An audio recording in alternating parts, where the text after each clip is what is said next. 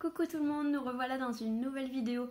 Donc on se retrouve aujourd'hui pour faire mon bilan du mois de la fantasy qui, vous allez voir, a été un epic fail. En tout cas pour moi, ça a été un fail tout simplement parce que j'avais une pile à lire de 13 livres, que je n'en ai lu que 4, dont un abandon, donc en gros en vrai que 3. En fait je me suis rendu compte que lire qu'un seul genre dans un mois, c'était pas du tout fait pour moi. En fait au bout du 3e j'en pouvais plus. C'est pas que j'aime pas la fantasy, au contraire j'aime bien ça, mais j'aime beaucoup varier mes lectures. Et en fait je me rendais compte qu'à chaque fois que je prenais un nouveau, en fait non, j'avais envie de lire du thriller, j'avais envie de lire du contemporain, du fantastique, beaucoup de science-fiction, mais pas de la fantasy parce que le thème m'était imposé. Donc c'est un challenge que je referai les prochaines années.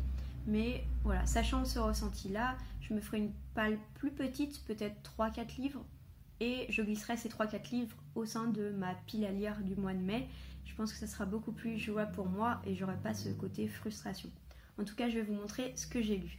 Donc il y a eu, comme je vous disais, il y a eu un abandon, une très mauvaise lecture, en tout cas une lecture dont je m'en fichais complètement, et 2 belles lectures. Donc on va dire bilan mitigé, j'ai peut-être pas choisi les meilleurs livres. En tout cas, j'ai réussi à lire des choses qui étaient dans ma pile à lire depuis longtemps et je suis très contente. On va commencer par une très belle lecture. Puisque j'ai lu l'intégrale de Toby Loneliness, donc de Timothée de Fontbelle, donc c'est le tome 1 et tome 2, donc la dialogie entièrement dans celui-là, que j'ai ici aux éditions Gallimard Jeunesse, que je m'étais procuré d'occasion. Donc déjà j'aime beaucoup la couverture puisque c'est un effet vraiment papier recyclé. Je sais pas si c'est du vrai papier ou c'est juste un vernis spécial, mais en tout cas je trouve ça très joli et je trouve que ça va bien avec le message du livre. En fait dans Toby Loneliness on va suivre ce petit bonhomme qui est là, qui s'appelle Toby, qui vit dans les arbres dans un monde, alors soit le nôtre, soit différent du nôtre, on ne sait pas trop, mais en tout cas qui vit dans ces arbres. Ils sont tous petits comme ça de quelques millimètres et en fait on va suivre ses aventures, sachant que en fait ils ont été bannis de l'endroit où il habitait avec son père et sa mère, tout simplement parce que son père est un grand savant et qu'il a révélé des choses qui ne plaisent pas du tout à la communauté de l'arbre, et donc ils vont se retrouver dans les basses feuilles, donc dans le bas de l'arbre, endroit où personne absolument ne veut vivre parce que les conditions sont, on va dire, moins faciles, et donc on va suivre la quête de Toby. J'ai vraiment beaucoup aimé ce livre. Le plume de Timothée de Fontbelle en fait amène vraiment à développer son imagination, invite au rêve. J'ai trouvé que c'était très belle plume et ça m'a beaucoup plu. Donc clairement je continuerai de lire du Timothée de Fontbelle. J'ai d'ailleurs Van Gogh dans ma pile à lire, là, les 2 tomes. Donc pareil, en plus c'est une duologie. Les duologies c'est quand même plus simple que les trilogies où on s'engage dans quelque chose de plus long. J'ai également beaucoup aimé les relations entre les personnages, entre Toby, entre que ce soit ses parents ou les amis, les différentes personnes qui vont l'aider dans sa quête ou au contraire celles qui vont ne pas du tout l'aider et faire que sa vie peut devenir un enfer. J'ai trouvé que chaque personnage était vraiment avec une identité propre. Il y a beaucoup de personnages mais finalement on arrive à voir qui est qui assez facilement. J'ai vraiment beaucoup aimé ça, la construction de la personnalité de chaque personnage. Et puis on voit le petit Toby grandir au fur et à mesure des 2 tomes et ça, vraiment c'est une lecture qui m'a touchée et surtout qui a un très beau message écologique à l'intérieur. Donc c'est pas pour rien que le petit Toby habite dans l'arbre. Il y a un vrai message, je veux pas vous spoiler, mais voilà, il y a un message on va dire de communion avec l'arbre, de protection de la nature qui est très important et que je trouve qui peut être transmis grâce à ce livre aux plus jeunes, puisque c'est un livre je pense qui peut être lu très jeune, alors peut-être pas tout seul, peut-être accompagné, mais en tout cas à partir de 8 ans je pense que ça se lit tout seul très bien. Et puis c'était beau quoi. Moi j'ai bien aimé, j'ai commencé le mois de la fantaisie avec ça, j'étais hyper bien partie et donc du coup j'étais très heureuse de ma lecture. Et ensuite a commencé les petits soucis, voilà. En fait, je me suis mise à lire Daughter of the Burning City d'Amanda Foody, qui n'est pas traduit en français, où il y avait vraiment tout pour me plaire. Mais quand je vous dis tout, c'est tous les thèmes que j'aime. On est dans un cirque ambulant, une espèce de fête foraine géante. J'adore les fêtes foraines, j'adore les cirques. C'est vraiment des thèmes que j'adore en fait. La couverture est splendide. Et on va suivre la jeune fille, je sais même plus comment elle s'appelle. Sorina, voilà. on va suivre Sorina, qui est la fille du propriétaire du cirque, qui a un show à elle et en fait qui s'est construit une famille un peu toute seule, puisqu'en fait Sorina, elle peut créer des illusions qui ont l'air vraiment réelles, et donc elle s'est construit une famille à elle avec comme son fils, enfin sa grande sœur, son petit frère, son oncle, voilà, avec des vraies personnalités, sauf que ce sont des illusions.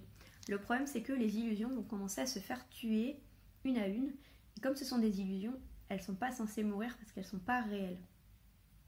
Donc vraiment, le prémisse et l'idée du livre, enfin, je pouvais que adorer en fait. Et ça a été un gros fail, j'ai arrêté voilà, à peu près à la moitié. En fait, ce qui m'a gênée dans ce livre, c'est que c'était trop lent.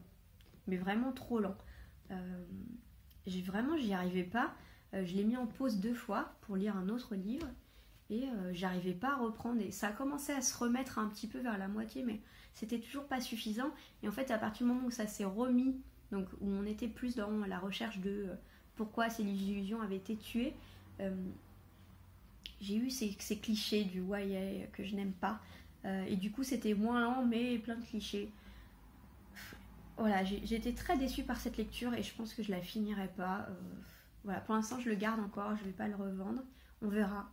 Mais très déçue, malheureusement très déçue. Ensuite, on va passer au livre que je n'ai pas du tout aimé. En fait, c'est pas que j'ai pas aimé, c'est que j'en avais rien à faire en fait. C'est très rare, mais ça m'arrive. Je me suis pas du tout sentie impliquée dans l'histoire. Donc c'est celui-là, donc je l'ai déjà revendu en fait, donc je vous le montre comme ça. Donc il s'agit de L'Enfant du cerf de Liane Hearn, qui est aux éditions Gallimard, me semble-t-il. Donc il s'agit du préquel du Clan des Otori qui avait été ma saga chouchou quand j'étais ado. Franchement, j'étais fan du Clan des Otori. Ça a marqué mon adolescence. Je voulais le relire. Bon, après avoir lu Shikanoko, je suis pas sûre d'avoir envie de relire le Clan des Otori parce que j'ai hyper peur d'être déçue du coup. En fait, dans Shikanoko, on va suivre donc ce jeune garçon, Shikanoko, qui vit, il me semble, avec son oncle, car son père a été tué. Et en fait, son oncle, il a qu'une envie, c'est de se débarrasser de lui. Et du coup, un jour de chasse, Shikanoko va passer pour mort, puisque son oncle va le pousser dans un piège. En fait, Shikanoko n'est pas mort et va être recueilli par un sorcier. Il va donc devenir l'enfant du cerf. Voilà, on est dans un univers, on va dire, fantastique, fantasy, un peu Japon médiéval. Donc l'univers, franchement, ça, il n'y avait aucun souci. Mais je pense que j'ai eu un gros problème avec les personnages, puisque il n'y a aucun, mais vraiment aucun personnage où je me suis dit, bah j'en ai eu quelque chose à faire de lui. Franchement, il leur arrivait des trucs qui étaient parfois mais horribles. Il y avait des moments où j'étais, oh mais quelle horreur.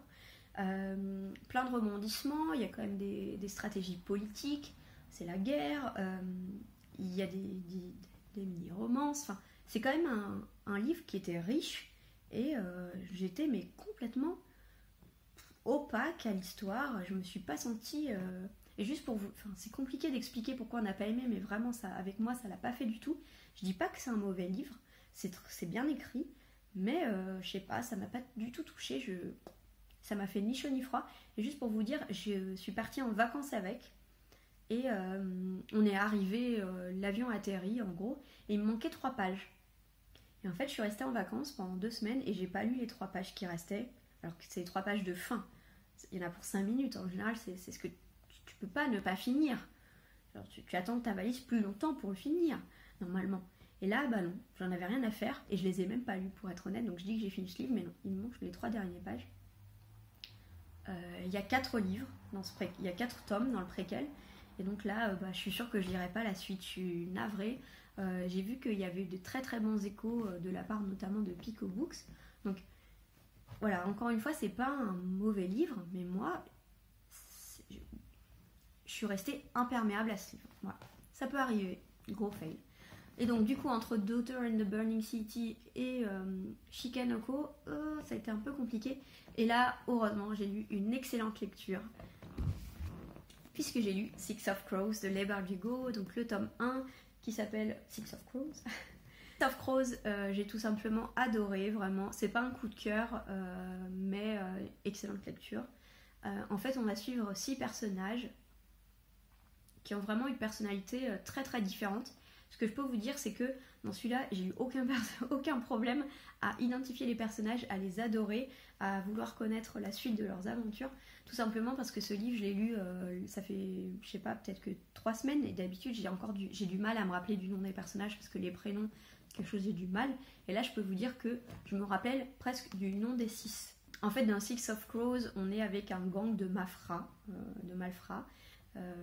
Font partie de gang d'ailleurs. Et pas tous, hein. Ils ont tous des chemins et des passés un peu différents, et ce que j'ai aimé, c'est qu'ils vont se réunir ensemble pour faire une grosse mission. Je ne vais pas vous révéler quelle mission, mais j'ai adoré, puisque on est avec des personnages qui sont tellement différents, qui ont une identité propre, qui sont très drôles, en gros qui m'ont apporté beaucoup de fraîcheur en fait. J'ai vraiment aimé. En soi, dans l'histoire, il n'y a rien de vraiment original. C'est quelque chose qui s'est déjà vu. Il y a une espèce de quête, de mission. Évidemment, la mission ne va pas toujours se passer comme prévu, mais il y a un plan. Voilà. C'est pas quelque chose de novateur, mais qui est très très bien écrit et avec vraiment un rythme impeccable. Pas une seule fois dans ce livre, je me suis ennuyée. Il y avait toujours en fait ce